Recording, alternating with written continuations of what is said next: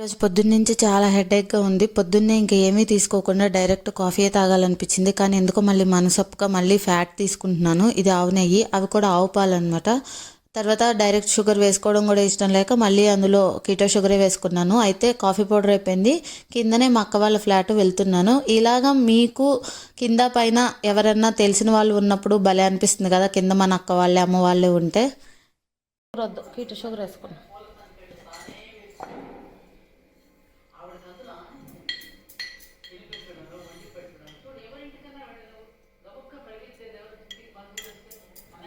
హెడేక్గా ఉంది ఓకు.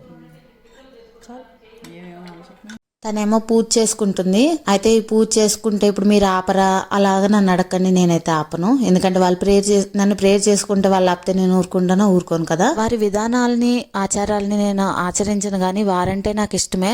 అంతేగాని అంతేగాని వారికి దూరంగా ఉండాలి, వారిని ప్రేమించకుండా ఉండాలని ఏమీ కాదు కదా. తర్వాత మేమందరం కలిసి వ్యవసాయానికి సంబంధించిన కొన్ని వీడియోస్ చూసాము. ఇలా మా ఇంటి పక్కన ఒక ఖాళీ ల్యాండ్ ఉంటే మనసులో అనుకుంటున్నాను, అబ్బా వీటిలో చెట్లు పెడితే ఎంత బాగుంటుంది.